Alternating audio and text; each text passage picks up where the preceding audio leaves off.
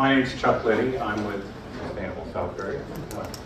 I got to tell you, the inspiration for this came really for two reasons. One, you saw our board outside where we asked you to vote. As we've been doing this voting at various events, the thing that came up the most often was people wanted us to focus more on clean air and water. And we've been doing that, but we just thought, well, we ought to do more of it.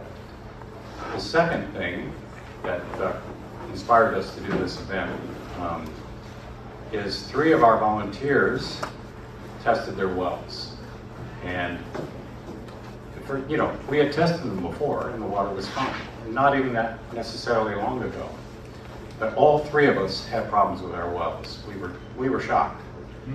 2 of them were bacteria, and I'm sorry to say mine came up with arsenic.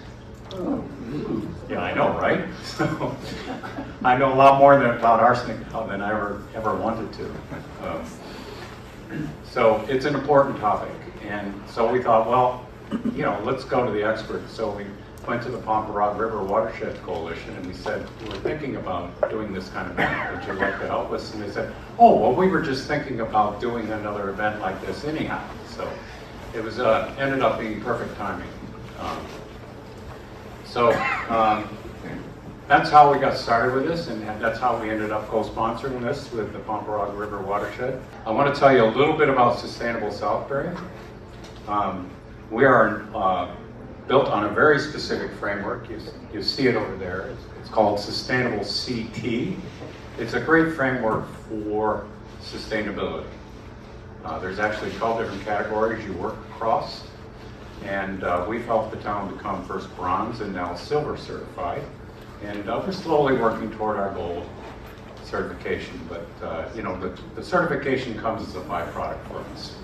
The most important thing is just working on sustainability.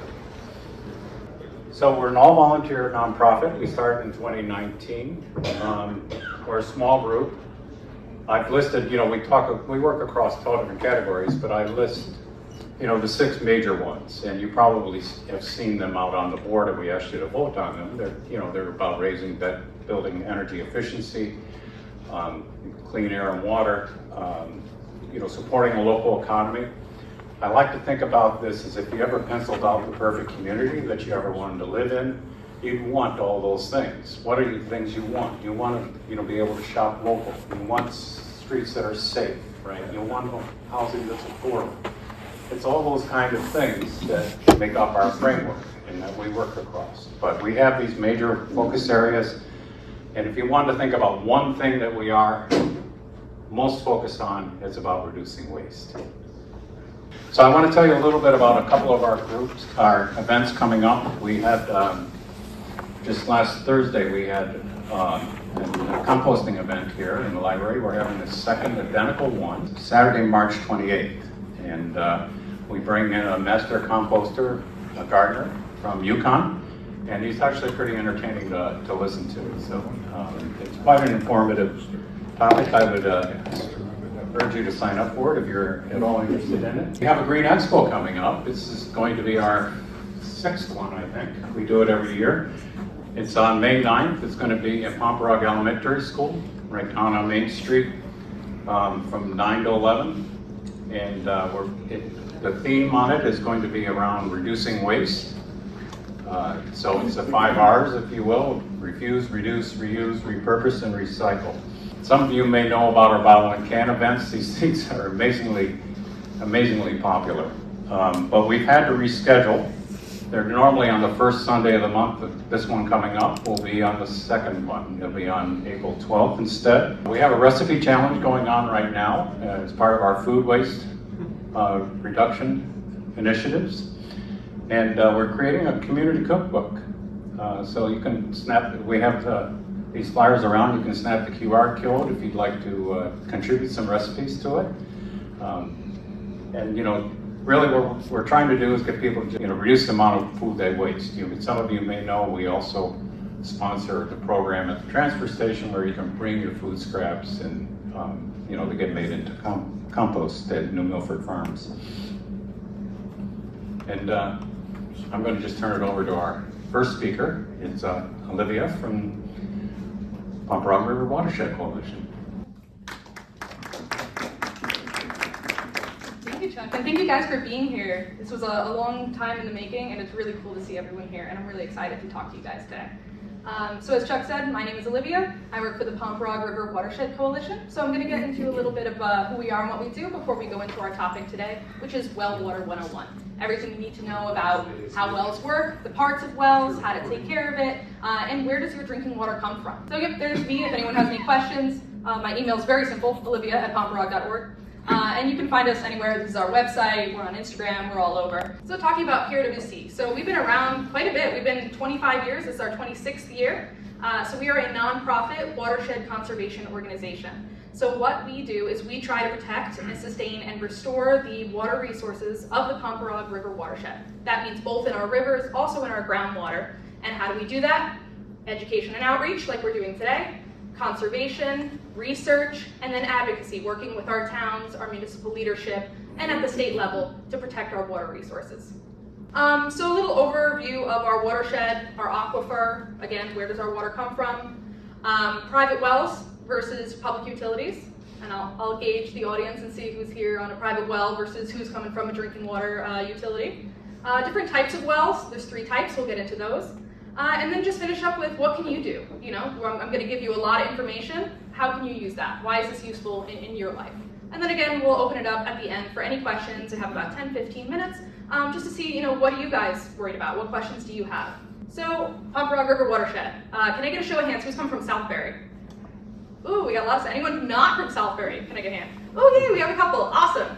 So our watershed is about a 90 square mile watershed. It covers the towns of Woodbury, Southbury, and Bethlehem, as well as some of the surrounding areas. We are part of the larger Housatonic watershed, which means that all the water that falls in our watershed, so I should go back a little. What's a watershed? Any of the land that surrounds a water body that drains to a common point, right? It rains up in Bethlehem, it rains down in Southbury, it all drains down, kind of like a funnel, to a single point. And we name that watershed for the point it drains down to. So for us, that's the Pomperaug River. It's one of our 3 main rivers here. We have the Nanawag coming from the east. We have the Wikipimi from the west. They meet at 3 Rivers Park in Woodbury and become the Pomperaug. So no matter where you live in our watershed, all of that water is draining down into the Pomperaug, and then it meets the Housatonic River at Lake Zor. All the water in the entire state of Connecticut drains down into the Long Island Sound. So we're all part of the Long Island Sound watershed, but we have these other main rivers like the Housatonic, we have the Connecticut River, and they all meet down at the end and come out. Even though some people might not live in the watershed, they still get their drinking water from our watershed. So if you live in the towns of Middlebury, Watertown, or Oxford, even though you might not be in our watershed, you do draw your drinking water from it. So in that way, we have 9 watershed towns that we either touch or that we help supply water to. So where does your drinking water come from? This can change depending on where you are in our state. So the majority of our state actually gets their drinking water from surface water. That can be lakes, rivers, aquifers, right? But in our watershed, and for about 35% of Connecticut, we get our drinking water from the ground, from our groundwater supply, and that's our aquifer. So what is an aquifer, right? When I was in school, they kind of told you it was an underground river. Right? So I had this idea of like, okay, are we floating? Like I'm not really understanding here. It's kind of a hard thing to conceptualize, right? So we have our aquifer. It's actually just sediment, so sand, gravel, it could be bedrock, that has water in it. So it is somewhat solid, but there is water that's moving through. So when we get our groundwater out, and I'll go into our wells, how we get that, we are actually pulling water out from underground, the crevices in between these rocks. So, stick with me. I know there's a lot. There's 2 main kinds of aquifers. And your aquifer changes based on the geology, or right, the rocks, the land, of where you live. So in our watershed, Woodbury, Southbury, Bethlehem, we have what's called a coarse stratified aquifer, which basically is just made up of sand and gravel. So it's a really shallow area, so we don't have to go through bedrock. It's just sand and gravel that was left by glaciers that came through. So the water seeps down, and that's where we get our water from. So we call that an unconfined aquifer. So unconfined meaning that there is no bedrock layer above it. We can dig, and we can dig right down until we reach water. In some other areas, and this graph I like, but it's a little confusing. We don't have one on top of the other, really. In some other areas, they have confined aquifers. So where I'm from originally in New York, we have a confined aquifer, meaning it's bedrock. If you want to get your drinking water, you've got to drill down through the bedrock. Confined meaning it has confining layers. It has layers of bedrock above and below. And the water moves through little cracks in the bedrock. Right. So what is the big thing I want you guys to take away with that? Difference is recharge and sensitivity to pollution, right? So with our unconfined aquifer, you just think of it like you dig a hole and you eventually just reach water. It recharges really fast, meaning that the water reaches down in our aquifer, we have a lot of water, and we can get it really quickly. But what does that also mean? It's really sensitive to pollution. So while our aquifer can take about a decade or so to completely refill, it means that if there's pollution happening in our landscape, it's going to reach our water faster than it would in an area that has a bedrock aquifer. Bedrock aquifers, or confined aquifers, it takes a lot more to get the water out, but it also means that it takes longer for the water to get in, filtering out pollutants. The water that comes on the surface, it filters out as it goes down. And it can take a really long time to do that. Some aquifers can take hundreds of years to recharge. So it means you might not have as much water. Your water is more vulnerable to drought, but it means that your risk of contamination is much lower. Right. So we gotta just think about, we have an unconfined aquifer in a lot of our watershed, and that's why we need to be really mindful about what we're putting on the landscape, because it's reaching our aquifers faster than it would in other areas. So this is our aquifer. So it makes up about a third of our overall watershed area. So it means if you live in any of these orange areas here, that's all sand and gravel, again, left by the glaciers that came through this land, shaped our watershed. And these areas often have dug wells, right? A lot of historic wells. You could just keep digging and get your water right out. Why our watershed is so cool, in my opinion, and why it's so important, is it's actually kind of a microscopic version of the Connecticut River watershed. So our watershed is actually one of the most studied watersheds in Connecticut. It's been studied back to the 1800s. There were researchers that came to study the geology, study our water. Why? Because they could study our small watershed. I mean, our watershed's 90 square miles. It's not very big. But what is happening in our watershed is what's happening out in the Connecticut River, where a lot more people live. So I think it's really cool. So that's just the underlying geology of our watershed here on the right. And you can just look at, how it's shaped. And that's what shapes your aquifer. Your aquifer is just based on what kind of geology do you have in the region. All right, so private wells versus public drinking water. Can I get a show of hands? Who has a well? Yay, I was hoping we'd have a lot of wells. Is anyone on public drinking water? Okay, we got a couple. Like I said, in our watershed, all of our water is coming from the ground, right? So whether you're in, Heritage Village, you have a public drinking water supply, you rely on Connecticut Water, Aquarion, Watertown Fire District to get your water, it's all coming from the ground. It's just a matter of who owns those wells and who takes care of it. So I made this cool little graph here. I'm very happy with it. In our watershed, right, we look, let's say we're in the state, right? We either get our water from the surface, from a lake, from a river, or we get it in the ground. For us, it's going to be in the ground, right? So we move on. Public drinking water. You ever go visit a friend and you're like, wow, my hair feels fantastic. My skin looks great. You go to the salon, you're like, why is my hair not crunchy? And you're like, oh, they have the nice city water. They have the nice town water. That just means it's being treated by a public drinking water utility. Typically, you'll have hard water when you have a well, and you have to, get systems to move that through. I have 2 water softeners at my house, and my hair is still crunchy. It happens.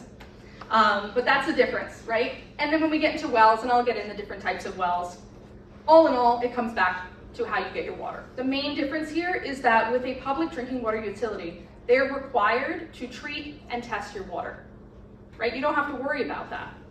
They are held by the Safe Drinking Water Act and monitored by EPA to make sure that your water is safe for you to consume. There are certain thresholds on pollutants, and they have to treat it if they find it. With a well, and that's the main thing I want to underscore today, is that's on you. Maintaining the well is on you. Testing the well, treating the well, that's all on you, right? So you might be like, okay, well I don't have to pay for my water every month, but that's going into your maintenance and your upkeep. So this is, I really like this picture. This is the brand new, the Connecticut Water's drinking water treatment facility at Heritage Village. That's a really nice facility. I think they did it for manganese. It was a lot for aesthetic concerns, but they also do a lot of other treatment. But that's basically, looking at how robust their treatment facilities are, and then what a normal, household treatment facility would be. Sometimes you have water softeners, you treat for bacteria, things like that. So that's kind of the difference, what those two things will look like. All right, so types of wells. So I've spent the last week or so drilling, all of the information on different kinds of wells into my head here. So we have dug and driven wells. So a lot of these are older. Typically it's an older styled well, but we have it in our watershed a lot. I mean, we have a really historic watershed. We have a lot of old homes, and they have dug wells. So when you think about, a wishing well, like that old style, it's open, you put the bucket down in, that is a dug well. That means they actually just dug out, they dig until they reach water, they put the stones around, and then you just draw your drinking water out like that. With a driven well, they basically take a pipe and they drill it, they dig it down. I shouldn't say drill. They hammer it down until you reach the water comes up. So those are both great for unconfined, remember, those like sand and gravel aquifers, because you can go right through. But when you have a confined aquifer, when you have bedrock, you gotta drill through that. It's typically more expensive and you're going down way deeper. So that's just what they look like on the sides. Middle one in there, that's a driven well, and then the bottom one is probably most familiar with everybody because most new houses today will have drilled wells. You can drill into an unconfined aquifer as well. It's actually easier and typically cheaper to do so. Parts of the well. So wells actually pretty straightforward. I mean, you got your well casing, you got your pipe, it's going down, right? When it reaches the aquifer, you have a screen. The screen lets the water in, keeps the sediment out. Then you have a pump that pumps the water up and into your home. It'll go through a pressure tank so that when it comes out of your shower head, you have your nice water pressure. And that's basically, that's it. At the top you have a well cap. Well cap just keeps anything big from falling in, right? Animals, insects, anything like that. And the same kind of holds for a dug well. Dug wells will go down much shallower, and the water actually will just kind of sit at that level where the normal kind of aquifer sits at, and then you can have a pump in this as well and pump it up and out. Main thing is the opening is much larger. The risk for things to go in is much higher, so your risk of contamination and pollution in a dug well is higher, right? Because you have a bigger opening, things can fall in. So over pumping. So this is a big question we get, and it's something we have to think about, as a community when we're developing. Do we have enough water to sustain everybody? And what can happen if we use too much? When I was younger, my parents would always say, don't leave the shower running. We're gonna run out of water. And I was like, I don't know. I mean, our well's gonna go dry. I'm like, I don't know how that works, but it does. I mean, each time you pump water, it creates this, they call it the cone of depression, which is basically the water kind of sucks down like a straw, right? It goes down and up. If you draw too much, you're lowering the water so that if your neighbor has a shallower well, that can actually go dry. So you have a drilled well, you go down, you keep drilling farther and farther because you need more and more water, you're pulling more and more out, and now the people near you are going dry. So you have to think about development patterns. Where are we putting houses? Where are we placing our wells? Out in California, in those areas that draw a lot of water, somewhat unsustainably, they end up actually having compression of the ground. When you draw the water out, the ground becomes compressed and it sinks. So this can cause, cracks in your foundation. Over here, over 25 years, they had about a, let's see, what is this? 5-foot drop? So that can be a lot. I mean, 5 feet is a lot. And it happens gradually, but I mean, that will crack your foundation. I had a fun picture earlier, but I ran out of room. It was a house that was completely sideways. Because it's not even, it's not always evenly falling. You can kind of smush down that way. So we gotta be really mindful. I mean, that's the end thing, is being mindful about what we're using, how we're developing, to make sure that everybody can have water. And everyone can, we just have to balance it. Other things that can happen if you live near the coast is you suck so much fresh water up that the salt water actually comes in and can go up and into your well. They call that saltwater intrusion.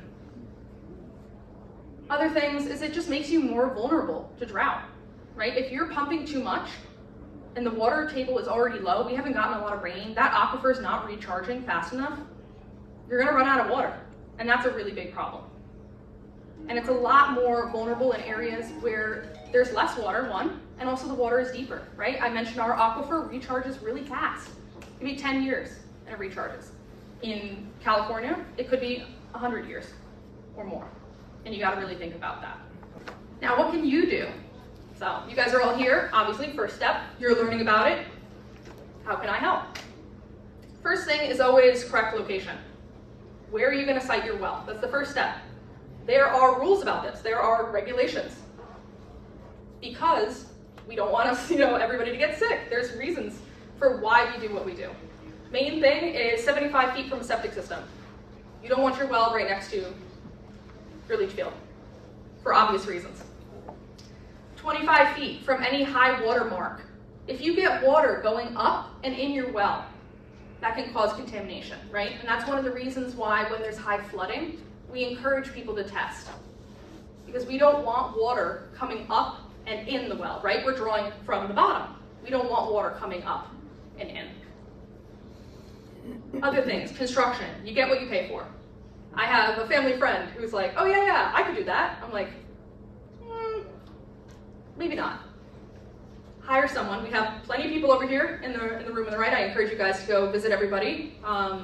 Get someone who's certified, who's registered, who knows what they're doing, follow the proper codes, gets your permits.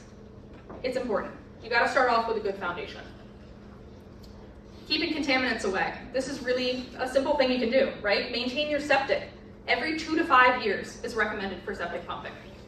I know I've met some people who have lived in their house a decade or more who have never pumped their septic. And I'm like, I don't know how you haven't had any issues. If you have a big family, that could be closer to 2, every 2. If you have just you, or one other person, it could be closer to 5.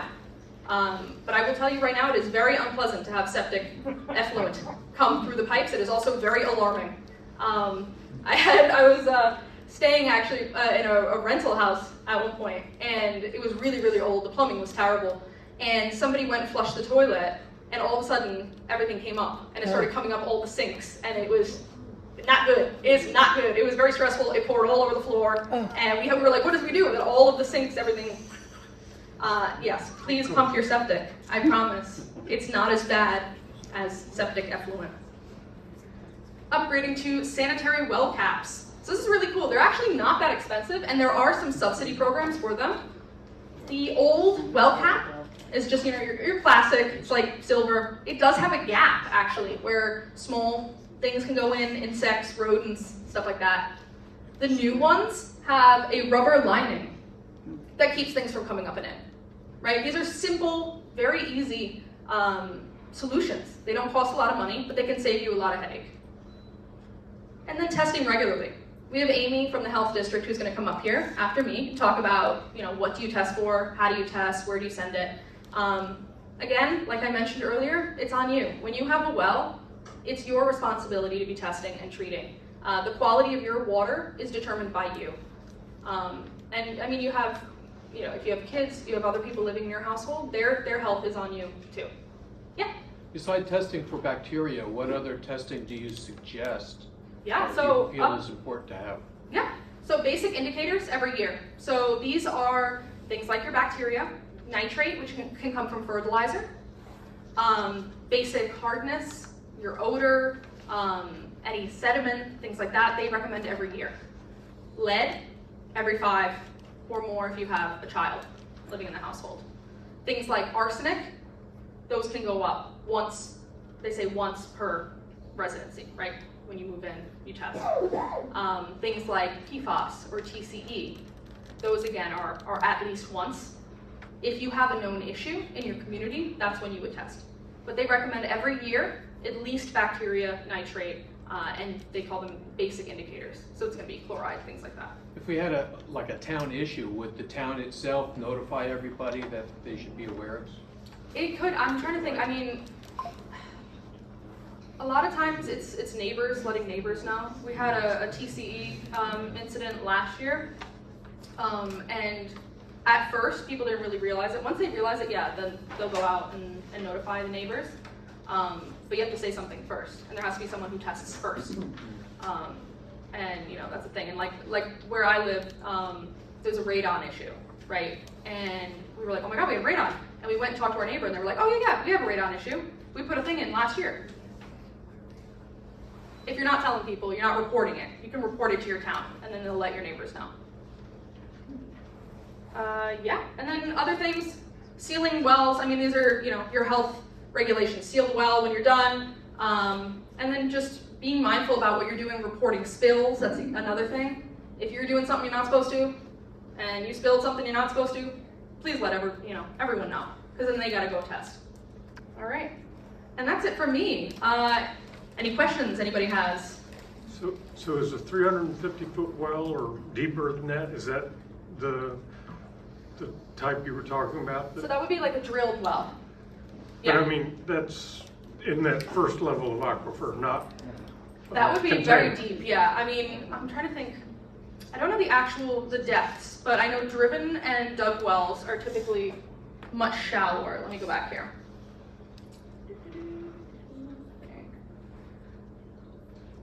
Yeah, so for a drilled well, we can have 50 to 900 feet. In that non-contained. Yes, you can have your uncontained. I'm not sure the exact depth of how far down the aquifer levels go, but I mean, you're going to go down until you reach water. So if you're living in an area that's higher up on a hill, I assume you would expect that you'd have to drill deeper to hit the same aquifer? You could, yeah. It would be based on, yeah, your geology. Where are you know, how deep until you reach water? Because the aquifer is not always consistent, too. It can kind of change with where you're at, right? It can be shallower in some areas. It has to do with where the water table is. So where is that water underneath? If you have water up here, it could, and then slope downward. It really just depends on where, you know, the underlying geological layers are. So you wouldn't expect it all to be. It doesn't have to be uniform, Okay. no. Yeah. How important are all the you know, besides my hair, how important is the, you know, conditioning? Like, I have a very basic water, I didn't have all those things that you had in the picture. I mean, how important are those things? Yeah, so I mean, it depends on your issue, right? You test. If you have a known issue, you're going to need a more advanced treatment system. So if you hard water? yeah, if you just have hard water, I mean, you're going to have a water softener. Well, I know, but if you have hard water, is that a problem? I mean, it builds up. I mean, You see yeah. it in So the you'll toilets, have the showers. And yeah, it'll build up in your pipes. So I have a friend who actually had it build up to the point where the water wasn't going through the pipes anymore. And he did not have a water softener at all, actually. And so yeah, you're gonna feel it, obviously your skin, your hair, all of that, but it will build up on the inside of the pipes and create kind of a scale. It will also be really difficult to clean your faucets and your drains. It'll crust up and clog those. So. Can you talk about water treatment for bacteria? Chuck said that 2 or 3 of you tested and had bacteria. I had the same issue, and the recommendation was to use Clorox, like a gallon of Clorox in the well to shock it, and that would be fine. That didn't sound right to me, because it's just like having chlorinated water Yeah, in I a mean, well. they Plus, do I can't chlorinate, imagine yeah. it wouldn't just reoccur. So I put in a UV light system. And can you talk about the pros and cons of different treatment? Yeah, I mean, I'm not obviously a well treatment professional, but I do know, yes, chlorinating your well would be the first step, and then installing a UV light is the next step. Seems like the chlorine would only last a certain amount of time, and then you're right back to, you know, the water's moved on and whatever contamination was that caused the bacteria. So I just don't like the idea of pouring a gallon of Clorox in there every Yeah, I mean, that's 3 fair. months, It 9 depends months. on I when. don't know how long you do it. Yeah, it depends on when the bacteria was introduced. Is this a single event? After a flood, right? When you Yeah. had when you had floodwaters coming in carrying bacteria, from livestock and things like that, then that's kind of effective doing that one-time treatment. If you have a continuous issue, I think that's when they start going toward UV. But chlorinating your well is typically the first step, and that's what they'll do at the drinking water facilities as well. Yeah, the way it was explained to me, the difference is you chlorinate the well first because it could be bacteria that was inserted into the well and not coming from the aquifer itself. And if you test later and you still find you have bacteria, then it's coming from the source itself, more than likely, and you need to do something different.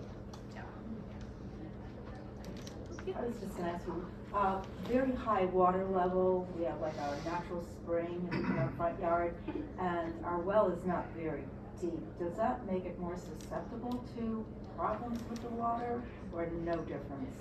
It depends. So it would be 25 feet from any high water mark, right? If you have a water course that is prone to flooding, that's obviously going to increase your risk. And that's far away from the well. Yeah, if you don't have any flooding concerns, it's fine.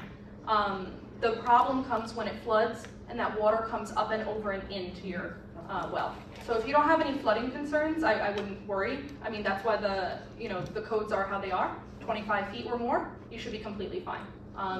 We really only worry when we have big flooding events, or we have people who live in what we call the floodplains, the areas right along the water courses that flood continuously. Yeah. Does that include like deep snow melting over the top of your? Ooh, that's a good question. I don't believe so. I mean, it could technically. Snow sometimes will have it'll have sodium chloride in it. It will sometimes have lead. But I haven't really heard of any major contamination event coming from snow itself. Salt from a street or? Your wellhead would have to be very, very close to the street, which typically it's not, because they have to have the setbacks from any drains, things like that, built infrastructure. So the chances of the snow being contaminated to that level that it would actually infiltrate into your well is very minimal. Yep. I'm one of the fortunate few here who use public water in Heritage Village. And I wonder if the flooding affects, we had serious flooding a couple of years ago. How does that affect pumping of water by the water company when the Pomperog overflows? And how does that go? Yeah, that was actually a really big issue. We talked to a lot of people from Connecticut Water and Aquarion right after it happened. It's very stressful because the water is coming in faster than you can treat it. They had remarkable flooding and overwhelming of their systems, and it's a major concern, and you got to be really careful about what is coming through. Yeah, I mean, it's kind of a nightmare situation if you look at like what's happening inside these treatment facilities when the flooding is happening. You can't adequately filter out the pollutants. But they're testing all the time. So if there was any issue, you would be notified of it immediately. They have to notify you. Even if it's an aesthetic concern, something that's not really harmful, but your water might look brown, right? They might issue a warning and say, hey, there might be some sediment in your water. It's gonna look concerning, but it's not. They'll let you know. So we get phone calls from the water company because our office is on public drinking water, and if there's any concerns, they notify you. But it is really, it's a very big stress when we have these flooding events. Any other questions? Yeah? You mentioned TCE before. That's like a dry cleaning fluid, perchloroethylene. Have you run into a scenario where that could get into somebody's well? It's Yes. like you have a gasoline station next door to a house, Yeah, so and that goes into could flow underneath in the aquifer into the well. Then how do you treat that? Yeah, so TCE is a huge problem in our watershed. So we actually had, if anyone's in Woodbury, there was a manufacturer there. So TCE is a degreaser used in manufacturing. In about the 80s, there was a manufacturer that used TCE that dug a dry well in Woodbury and dumped TCE into the dry well illegally. It then reached the aquifer and polluted the aquifer fairly quickly. And this issue was not known for a very long time. So TCE is what we call an emerging contaminant, something that we weren't really aware of for a long time until it caused problems. And so TCE can cause cancer, kidney cancer, liver cancer. It can cause reproductive harm. and a lot of different health issues, and those are usually long-term, right? You don't notice right away. You might be drinking TCE water, contaminated water for decades and have no issues, and then develop kidney cancer 20, 30 years down the line. So TCE, thankfully, can be removed by a process called air stripping. So the TCE is removed by the drinking water utilities using air stripping. So they're on that. They know it's there, and they remove it effectively. But again, it's a big concern for wells, because if you're not testing, you don't know it's there. No one's treating it, and TCE testing and removal is a very expensive process, unfortunately. But it can be removed. But the point is, you need to know it's there. And gasoline too, I guess the same idea, they can take it out. Yeah, so yeah, a lot of those kinds of, they off gas. Yeah. So that's why the air stripping, basically, they just bubble up the water and then it off gases out. So that's what they use to remove TCE. Yeah. Are you testing the broader watershed for these kind of things? I mean, are you Like testing in-stream? the broader watershed, not just the wells, but what kind of testing does Pump Rock River do? Oh, in stream, like in the rivers and things like that, or? Yeah, the rivers and the watershed generally. Yeah, so we test, so our organization does regular testing for bacteria and nitrate in our surface water. So again, we don't draw our drinking water from the surface water, but from a recreational perspective. We test in partnership with Connecticut DEEP, which is the Department of Energy Environmental Protection. Once a month, we collect bacteria and nitrate samples at about 15 streams, rivers and streams. That means main stem Pomprog, Nonawag, Wikipedia, as well as some of the smaller tributaries. We also test for road salt contamination in the winter. So I'm out there, and this is all volunteer as well. I lead a whole team. If anybody wants to throw some waders on and come with me. We do salt testing from November until March. And then we also do general water quality work through these things called macroinvertebrates. So they're kind of small river bugs that are really sensitive to pollution. So every year in the fall, we survey for these bugs. And if we find certain ones, it can tell us a lot about the water quality. So that's our testing that we do. What don't you test for that you would think you should test? Oh, that I would like to test for. There's so many things. I would love to have a continuous salt meter. That would be great. I mean, we test. So what we do is, it's kind of a snapshot, So when we get there, it's like, okay, is it happening today or is it happening continuously? So we test for a lot of the parameters that I would like to test for. It's just a matter of the frequency and what's feasible. So I would love to have continuous meters. That would be really cool. But we also do stream temperature monitoring, which is continuous. Yeah. Are there streams in this watershed that are particularly concerned consistently high in one level of contamination versus other streams? Yeah, so Connecticut has what they call the impaired waters list. So all the data that we submit goes to the state, and they use it to inform a map of impaired waterways. So those can be impaired either for aquatic life, meaning that the fish can't live, can't survive, or for recreation. Recreational impairments are typically from bacteria, meaning that it's not safe for people to recreate.